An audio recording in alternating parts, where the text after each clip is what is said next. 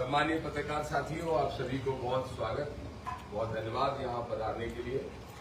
दतिया का उपचुनाव अभी संपन्न हुआ है, तो सबसे पहले दतिया के बारे में मेरे 2-3 बहुत अहम सवाल हैं आपके माध्यम से भारतीय जनता पार्टी से। मेरा पहला सवाल यह है कि भारतीय जनता पार्टी और कांग्रेस दोनों से सवाल है कि दतिया के चुनाव में एक होकर क्यों लड़े। मध्य प्रदेश में जब भी कोई तीसरी ताकत बनती है उसको रोकने के लिए दोनों ही पार्टियां एक हो जाती है और आरोप हमारे ऊपर लगाती है कि ये बीजेपी की भी टीम है और कांग्रेस की भी टीम है। दतिया के चुनाव में नरोत्तम मिश्रा और कांग्रेस के प्रत्याशी घनश्याम सिंह ने मिलकर चुनाव लड़ा और आजाद समाज पार्टी को रोकने के लिए कोशिश की गई। धनबल, सत्ताबल, बाहुबल, इनका भरपूर दुरुपयोग किया गया। जहां हमारे आजाद समाज पार्टी के 25 कार्यकर्ता होते थे वहां उनके 100 विधायक और 25 मंत्री होते थे। उसके बावजूद भी आजाद समाज पार्टी ने लगभग 23,000 वोट प्राप्त करके अपने तीसरे दल की उपस्थिति दर्ज करा दी है दतिया के चुनाव में और मध्य प्रदेश की आगामी राजनीति के लिए। एक मेरा बड़ा सवाल है, जीतू पटवारी इस बात का जवाब दें कि राजेंद्र भारती जो कि पिछड़ा वर्ग से आते हैं और 3 बार विधायक हो रहे, 5 बार उनके पिताजी रहे कांग्रेस से विधायक, वो राजेंद्र भारती को किसकी शिकायत पर निकाल के किस आधार पर 1 मिनट में बाहर कर दिया। निश्चित रूप से दिग्विजय सिंह सामंत शाही के इशारे पर राजेंद्र भारती चौरसिया को निकाल के, ओबीसी के आदमी को निकाल के कांग्रेस ने बाहर कर दिया। इसका मतलब कांग्रेस सामंतवादी सोच की पार्टी है। लेकिन भारतीय जनता पार्टी ने 1000 कार्यकर्ताओं पर तो कार्रवाई की, लेकिन उन 1000 कार्यकर्ताओं के बॉस नरोत्तम मिश्रा पे कार्रवाई क्यों नहीं की। नरोत्तम मिश्रा का खुद की पोलिंग, जिला पंचायत अध्यक्ष की पोलिंग, जनपद अध्यक्ष की पोलिंग, नगर पालिका अध्यक्ष की पोलिंग और पार्टी के जिलाध्यक्ष की पोलिंग खुद हारी है। भाजपा हारी और कांग्रेस जीती। मतलब नरोत्तम मिश्रा ने खुलेआम कांग्रेस का काम किया। उसके बाद भी नरोत्तम पर कार्रवाई क्यों नहीं? क्या भाजपा डर रही है? क्या नरोत्तम मिश्रा के पास कोई गहरे राज है? क्या नरोत्तम मिश्रा के पास कोई सीडी मौजूद है जिसके कारण भाजपा का प्रदेश और राष्ट्रीय नेतृत्व कार्रवाई करने से डर रहा है? ये हमारा सवाल।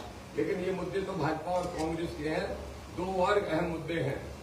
आजाद समाज पार्टी पूरे मध्य प्रदेश में ओबीसी के लिए और पिछड़े दलितों के हक अधिकार के लिए एक यात्रा प्लान कर रही है और वो कार्यक्रम अभी आपको लिखित में दिया जाएगा, जिसमें मंडल चेतना आंदोलन के बारे में आदरणीय अनिल गुर्जर साहब आपको बताएंगे, जो हमने प्लान किया है, जो हमारे युवा मोर्चा के नेता है। और इसके साथ साथ विधायक जी, पूर्व विधायक जी आदरणीय आदि प्रजापति साहब बताएंगे कि धीरेन्द्र शास्त्री ये बैठे हैं कुशवाहा जी, ये कुशवाहा जी, मोतीलाल कुशवाहा जी, वो बैठे हैं पांडे जी, ये वो कुशवाहा जी हैं जिन पर धीरेन्द्र शास्त्री के भाई ने गोली चलाई। अभी भी इनको निशान यहाँ बना हुआ है सामने, आप देख सकते हो। ये गोली लगी थी, ये गोली लगी और कितने दिन एडमिट रहे? 7-8 दिन ग्वालियर इनको एडमिट करवाया। वहां उपचार भी छतरपुर में ठीक से नहीं मिलता है। और वो भूमाफिया धीरेन्द्र शास्त्री और उसका भाई खुलेआम वहां कुशवाहा की, पाल की, पांडे की, विश्वकर्मा की, नामदेव की, लोधी की, अहबार की जमीनें छीनने का काम कर रहा है। क्या कर रही है मोहन यादव की सरकार? बता दें, ऐसे भूमाफिया और जो संत का चोला पहने बैठे हैं, ऐसे नालायक लोगों का सपोर्ट करती है ये सरकार। कैसे ये बाबा है, कैसे ये संत है? प्रधानमंत्री जी भी अभी किसी बच्चों के कार्यक्रम में बोल रहे थे कि मैं बाबा बागेश्वर नहीं हूँ। बीजेपी ने ब्रांडिंग करने का ठेका ले रखा है सिर्फ भूमाफियाओं को, जो ये भगवा चोला पहन के हमारे पिछड़े दलित लोगों को भी नहीं, सामान्य वर्ग के ब्राह्मण समाज के व्यक्ति की भी जमीन छीनने का काम कर रहे हैं। आदरणीय जिला पंचायत सदस्य हृदय कुशवाहा जी आए हैं और विधायक जी आए हैं, आदि प्रजापति साहब पूर्व विधायक जी और सम्मानीय अनिल गुर्जर साहब आए हैं। विधायक जी आपको धीरेन्द्र शास्त्री के कच्चे सिक्के सामने आपके पेश करेंगे और हमारी मांग है स्पष्ट तौर पर, मोहन यादव जी की सरकार सुन ले। 250 एकड़ जमीन के लगभग धीरेन्द्र शास्त्री और उनके भाई ने जबरदस्ती बंदूक की नोक पे गरीबों से वहां से छीनी है। वो 250 एकड़ जमीन तुरंत सरकार मुक्त करा दे, नहीं तो 1000 गाड़ियां लेके मैं दतिया से जाऊंगा और 20,000 लोगों को लेके धीरेन्द्र शास्त्री का आश्रम तथाकथित आश्रम जिसमें उल्टे काम होते हैं वो घेरेंगे और सरकार को मुश्किल पड़ जाएगी, फिर सरकार इसके लिए जिम्मेदार होगी। ये सारे विषय मैं आपके बीच में रखने थे। अब सम्मानीय अनिल गुर्जर साहब पहले मंडल चेतना आंदोलन के बारे में बता दें, फिर धीरेन्द्र शास्त्री का पूरा विस्तार से आदि प्रजापति साहब करेंगे। अभी कुछ दिन पूर्व हमारे नेता माननीय चंद्रशेखर आजाद जी और माननीय दामोदर यादव जी के नेतृत्व में उत्तर प्रदेश के लखनऊ में एक बड़ा आंदोलन हुआ था, मंडल चेतना आंदोलन जिसका नाम दिया गया था।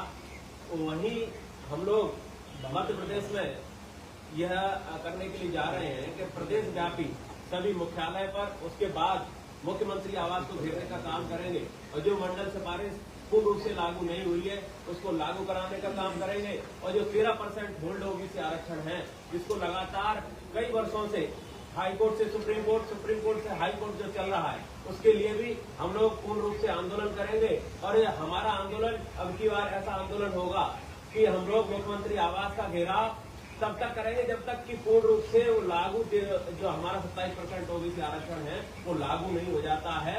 जो हमारी मंडल कमीशन की जो सिफारिशें थी पूर्ण रूप से सभी लागू नहीं हो जाती है तब तक ये आंदोलन पूर्ण रूप से चलने वाला है। माननीय दामोदर यादव जी के नेतृत्व में मध्य प्रदेश में हमारे प्रदेश के सभी नेता रहेंगे और हमारे आदरणीय चंद्रशेखर आजाद जी जो हमारे राष्ट्रीय अध्यक्ष हैं वो भी इस आंदोलन में भाग लेने के लिए निश्चित रूप से आएंगे। तो हमको विश्वास है कि उससे पहले ही ये सरकार पूर्ण रूप से लागू करने का काम करेगी। अगर नहीं करती है तो हम लोग बड़ा आंदोलन करने के लिए बाध्य होंगे। आप जरा बता दें आप बैठ रही ये माइक सरकार उधर पे माइक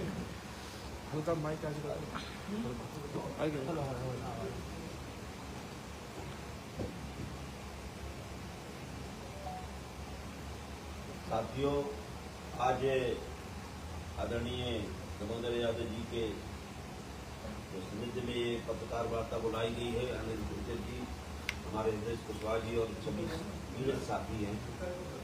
क्योंकि मैं सबसे पहले मैंने बागेश्वर धाम का विरोध नहीं किया, मैंने ये बताया कि अंधविश्वास के नाम पर बहुत बड़ी लुटाई हो रही है। जिस तरह से आसाराम हो गया, आपके जितने भी पुराने मतलब संत भी जो जेल के अंदर है, ऐसा यहाँ भी धंधा चल रहा है। और वो उसको मैंने इसलिए आपको कह रहा हूँ, लोग अंधविश्वास के नाम पर, क्योंकि देश के प्रधानमंत्री, देश की राष्ट्रपति प्रथम नागरिक होती है, जो भारत के राष्ट्रपति प्रथम नागरिक हैं, उनके यहाँ क्या समझ के नमन करने गई। आदरणीय मोदी जी जो देश के दूसरे इलेक्टेड पहले और दूसरे नंबर के सदस्य होते हैं, वो वहाँ गए आदरणीय धीरेन्द्र शास्त्री के यहाँ। तो सीएम तो छोड़ो, पूरी सरकार और यहाँ तक कि जो सुप्रीम कोर्ट के चंद्रचूड़ जी है जज साहब, वो भी वहाँ नमन करने गए। तो मैं ये पूछना चाहता हूँ कि धीरेन्द्र शास्त्री जी, बागेश्वर धाम अब सरकार हो गई है, तो ये तो सरकार में इस्तीफा दे देना चाहिए। भाई जब सरकार ये है तो ये क्यों, मतलब सरकार को मतलब क्या निकलता है? जब बाबा ही सरकार है, अभी तक तो हम पहले नहीं सुना करते थे। हम जब पैदा थे कोई सरकार नहीं होती थी, इलेक्टेड सरकार होती थी। आश्रम हुआ करते थे बाबाओं के, हम लोग ढूंढने जाया करते थे कि कहाँ है महाराज, उनके पैर पड़ने, उनको खाना वाना नहीं देते थे। लेकिन आज बाबाओं की भरमार है, स्कूल बंद हो रहे हैं, अस्पताल बंद हो रहे हैं और इनकी दुकानें चल रही हैं पाखंडवाद की, और आस्था के नाम पर बहन बेटियों की इज्जत लूटी जा रही है। और ये मैं इसलिए कह रहा हूं कि वो कहते हैं धीरेन्द्र शास्त्री जी कि भाई कोई महिला जो जाती है, अगर महिला जो उसके सिंदूर लगा है तो उसकी प्लाट की रजिस्ट्री हो गई, और जो महिला सिंदूर नहीं लगाए वो खाली प्लाट। मैं आपके माध्यम से बता देना चाहता हूं, क्या ये बताइए, महिला कोई जमीन है क्या? जमीन 10-10 बार बिकती है, एक प्लाट 10-10 बार बिकता है, महिला बिकती है क्या? और ये कई महिलाएं हमारी जो बहन हमारी विधवा हो जाती हैं और कई हमारी साध्वी हो जाती हैं, वो सिंदूर नहीं लगाती हैं, तो क्या खाली प्लाट है क्या? तो मेरा निवेदन ये है, थोड़ी चीज के लिए मैं इसलिए बता रहा हूँ, जो सिंदूर कहते हैं तो मंगलसूत्र इनके यहाँ हजारों सूत्र चले गए, मंगलसूत्र चोरी के। ये बागेश्वर धाम जी का चिट्ठा है। बागेश्वर धाम जो बागेश्वर कहलाता, वो कोई हनुमान जी का मंदिर नहीं है। पहली बात बता देना चाहता हूँ, ये शंकर जी के मंदिर को, बागेश्वर शंकर जी के मंदिर को कहा जा रहा है। बागेश्वर शंकर जी को, शंकर जी का ही मंदिर है। बगल में हनुमान जी की एक छोटी मूर्ति थी, पूरे गांव से आप पूछ सकते हैं। और बागेश्वर धाम ही जो शंकर जी का मंदिर है, वो घोषियों का यादवों का मंदिर था। उसके लिए मैं 10-15 दिन अंतर बैठा कलेक्ट्रेट के अंदर कि नहीं इनकी जमीन, तो किसी तरह से उनको उन्होंने पटा वटा कर जमीन उनकी ले ली और मंदिर में कब्जा कर लिया। पहले घोषी ही उसकी पूजा करते थे, एक साधारण से उसमें रहते थे, पन्नी तान करके, इनके कुछ नहीं था, शासकीय मकान में। अब तो बड़ी बड़ी बिल्डिंग हो गई। तो मैं आपको कुछ बिल्ड इसलिए बता देना चाहता हूँ, मेरे पास सबूत है और सबूत पूरी चीज में देना चाहता हूँ। ऐसा नहीं है कि भाई पहला धीरेन्द्र शास्त्री जी ने जो घटना घटी, क्या है, एक दलित समाज की लड़की की शादी वो सामूहिक विवाह में नहीं करना चाहता था। वो क्यों नहीं करना चाहता था कि साहब आपके यहाँ बहुत अत्याचार होता है, मैं अपनी बेटी की शादी अन्यायियों के यहाँ नहीं करूंगा। जब उसने ये कहा तो धीरेन्द्र शास्त्री के भाई शालिग्राम जी ने 11 फरवरी 2023 को जाकर के जहाँ उनकी शादी हो रही थी वहां उनके बर्तन फोड़े और आपकी कुर्सियां तोड़ी, खाना फेंक दिया, मारपीट किया और कट्टा चलाया। कट्टा चलाया उन्होंने, कट्टा, और कट्टा को उन्होंने टॉर्च बनाया। अब जब कट्टा चला दिया तो आप ये मानिए 11 तारीख को घटना है, 20 फरवरी को 9 दिन बाद प्रकरण कायम हुआ। इसके बाद उसका 4 महीने बाद आरोप पत्र जारी हुए, मतलब आरोपी के नाम बताए गए और इस तरह से 1 साल के अंदर उन्होंने पूरा कर दिया। क्यों कर दिया कि ये विशेष न्यायाधीश है उपेंद्र प्रताप सिंह जी, ये विशेष न्यायाधीश जी हैं जो ये हाथ जोड़े खड़े हुए हैं। कहाँ? चित्रकूट में। ये चित्रकूट में हाथ जोड़े खड़े हुए हैं और उसी वीडियो में शालिग्राम जी हैं। जब जज ही जो SC/ST के जज हैं, किसी के नहीं, SC शालिग्राम का जो केस देख रहे थे वही जज है, इनने जमानत दी और यही जज जो है धीरेन्द्र शास्त्री के सामने हाथ जोड़े खड़े हैं और शालिग्राम मगर में खड़ा है। बताओ न्याय हुआ होगा क्या उस दलित परिवार के साथ? सवाल ये। वो चित्रकूट में लाखों लोगों के सामने 5 किलोमीटर की पैटर्मा में इनके हाथ जोड़े रहे, ये देखिए। अब इनसे क्या है? न्याय मैं कह रहा हूँ, न्याय एक मकड़ी का जाल है जिसमें कीड़े मकोड़े फंसते हैं, बड़े जानवर नहीं फंसते। इसलिए धीरेन्द्र शास्त्री का फंसना नामुमकिन है और न उसके भाई का, क्योंकि अब जमीनों की ये, क्योंकि इनका प्रकरण तत्काल समाप्त हो गया। 8 माह के अंदर गए जमानत के लिए, ऐसे गए जैसे बुंदेलखंड में दूल्हा जाता है और दूल्हा गया, टीका कराया, फिर घर आ गया। ऐसी जमानत 2 मिनट के अंदर कर दी। अब धीरेन्द्र शास्त्री जी का हम आपकी चिट्ठा खोल रहे हैं जो इनकी जमीनें हैं। पहली जमीन तो ये है कि ये जो मरघट है, इनके यहाँ मरघट को इन लोगों ने हड़पा। ये पूरे मेरे पास है, सबूत है। एक खसरा नंबर 428 ये मरघट है जहाँ गरीब तबके के लोग अपने मुर्दे जलाते थे, शव जलाते थे। आगे 2-3 किलोमीटर 4 किलोमीटर जंगल में ले जाना पड़ता, मतलब खेतों में शमशान नहीं बचा, शमशान नहीं बचने दिया। ये 2 जी शमशान। ये 482 ये खसरा नंबर है। तालाब वहाँ गरीबों के लिए था जो कमबेशी पानी पीते थे, जो गाय माँ कहते हैं, गाय हमारी माता है, ये गाय माँ पानी पीती थी, आदमी पानी पीते थे, इसी में कुआं था। इसको भी उन्होंने समतल कर दिया। इसका खसरा नंबर मैं आपको बता रहा हूँ 483। ये इसलिए बता रहा हूँ कि आपको ये लागना चाहिए कि ये क्या है। अब धीरेन्द्र शास्त्री जी कहते हैं कि मेरे भाई से मेरा कोई लेना देना नहीं। 2023 से तो आदरणीय शालिग्राम धीरेन्द्र शास्त्री के ये मेरे पास सबूत है। इनके पास ये जमीन कहाँ से आई? अब आप देख लीजिए गढ़ा में जो उनका गांव है गढ़ा, खसरा नंबर 307। इसमें विधायक जी का कहना प्रजापति साहब का ये है कि ये जो कागज है इनमें धीरेन्द्र शास्त्री और उनका भाई दोनों के बराबरी के हिस्से है। धीरेन्द्र शास्त्री का भाई जब किसी कुशवा पे किसी पांडे की जमीन के लिए गोली चलाता है, किसी नामदेव को, किसी पाल को, किसी अहबार की, किसी लोधी, किसी यादव की जमीन छीनने का काम करता है, गुंडागर्दी से बंदूकें ले जाके मार के इस पर साइन करो नहीं तो तुमको गोली मार दी जाएगी। उठा ले जाते हैं, अपहरण करके जंगल में ले जाते हैं। सोनी को ले गए थे। ये पांडे जी की जमीन के लिए विवाद हुआ। इनकी एक गौशाला धीरेन्द्र शास्त्री को ही बना रहे हैं। 10 एकड़ जमीन आदरणीय पांडे जी की वहां है और और जबरदस्ती लेने की कोशिश कर रहा है। जब इन्होंने नहीं दी और फिर FIR के लिए ये इनके साथ देने के लिए पुलिस थाने में ये कुशवाहा जी चले गए, तो पांडे जी को छोड़ के कुशवाहा जी को गोली मारने का काम उनके भाई ने कर दिया। फिर धीरेन्द्र शास्त्री कहते हैं कि मेरे भाई से मेरा कोई लेना देना नहीं, तो ये कागज क्या बताते हैं? सारी जमीनों में धीरेन्द्र और उनका भाई, उसका भाई कैसे पार्टनर है? ये आडम्बरी पाखंडी है धीरेन्द्र, ये बिल्कुल संतवंत नहीं है। 28 साल का एक बदतमीज बदमिजाज लड़का है, इसके खिलाफ सरकार कार्रवाई करे और 250 एकड़ जमीन जो गरीबों से छीनी है वो वापस कराए, नहीं तो फिर सरकार समझ ले सुधार देंगे सरकार को भी और सरकार के द्वारा संरक्षित धीरेन्द्र शास्त्री को भी।